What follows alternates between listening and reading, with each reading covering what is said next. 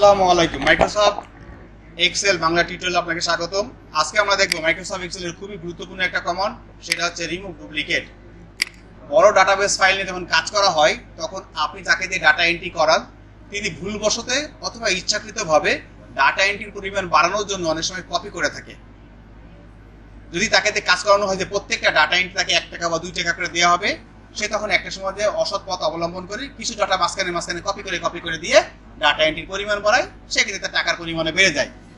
যারা ফ্রিল্যান্সিং করেন বা যাকে দিয়ে করান তারা সাধারণত এই ধরনের অসৎ পথ অবলম্বন করেও থাকে ফাঁকে ফাঁকে।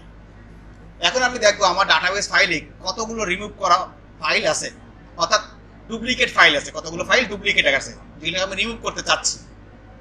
আচ্ছা দেখেন, এইখানে আমার আইটি অফিসার, আমরা কিছুক্ষণ আগেই এই কাজটা ইচ্ছা করে কপি করেছি আমরা। দেখেন আইটি অফিসার অনেকগুলো আছে। আসলে আইটি অফিসার কয়জন আমার এখানে? আমার প্রতিষ্ঠানে একজন। তা যাই হোক, এখানে দেখা যাচ্ছে বলে আপনি বুঝতেছেন যে এটা খুব সহজে আপনি পারা গেছে। আমি এটাকে একটি কন্ট্রোল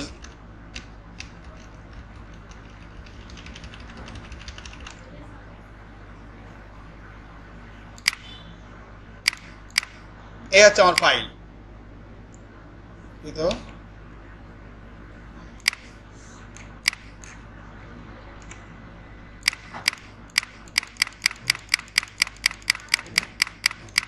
এই ফাইল থেকে আমি কি করে রিমুভ করব? দেখেন, রিমুভ করার শর্ত হচ্ছে আপনি কোন বিষয়ের উপর রিমুভ করবেন। আপনি কি এমপ্লয়ি আইডি যাদের একই রকম আছে তাদের রিমুভ করবেন, না যাদের ডেজিগনেশন একই রকম আছে তাদের রিমুভ করবেন, সেটা আপনার স্বাধীনতা আছে। তা আমি জাস্ট কিছুই না, আপনাকে জাস্ট কলামগুলো ব্লক করবেন, জাস্ট কলামগুলো ব্লক। অথবা যদি ব্লক না করেন তাও প্রবলেম নেই, আপনি চলে যাবেন ডাটা মেনু, ডাটার মধ্যে দেখেন লেখা আছে রিমুভ ডুপ্লিকেট। খুবই ইম্পর্টেন্ট একটা কমান্ড, অর্থাৎ ডাটা এন্ট্রি করার সময় চোরকে ধরার একটা কমান্ড বলতে পারেন। এই রিমুভ ডুপ্লিকেটে চলে যান। দুঃখিত, রিমুভ ডুপ্লিকেট। আচ্ছা, কোনো মেসেজ আসতে পারে, এখান থেকে আমরা যেহেতু আমরা ব্লক করেছি তাই মেসেজ এসেছে, ব্লক করেছি তাই মেসেজ এসেছে। অর্থাৎ আপনি কি শুধুমাত্র যা সিলেকশন করেছেন তার ভিতর থেকে রিমুভ করবেন, তাহলে দিতাম কন্টিনিউ সিলেকশন। আর যদি বলতাম এক্সপ্যান্ড দ্য সিলেকশন, তার মানে পুরোটাই। এই দেখেন, এবার পুরোটার সিলেকশন করবেন। আছে আপনি যতটুকু ব্লক করতেন এটার জন্য কন্টিনিউ, আর যদি পুরোটা তৈরি করতে চান তাহলে এক্সপ্যান্ড। আর যদি ব্লক না করেন, এটা আমি ব্লক করলাম না, জাস্ট ক্লিক করলাম, তাহলেও সে অটোমেটিক ধরে নেবে এক্সপ্যান্ড। ক্লিয়ার? এবার আসেন কোন তথ্যের ভিতর থেকে রিমুভ করবেন।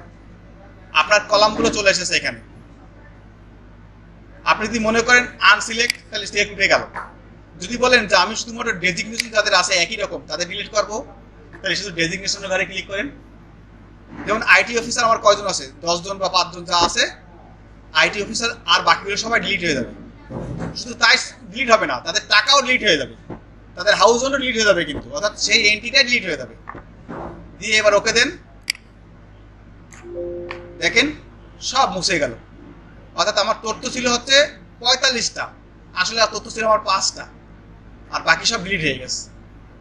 বলা আছে 45 duplicate value found and remove, 5 unique value remain. অর্থাৎ 5টা ভ্যালু আসলে ছিল এখানে, আর বাকিগুলো আপনি কপি করে করে বানাইছেন।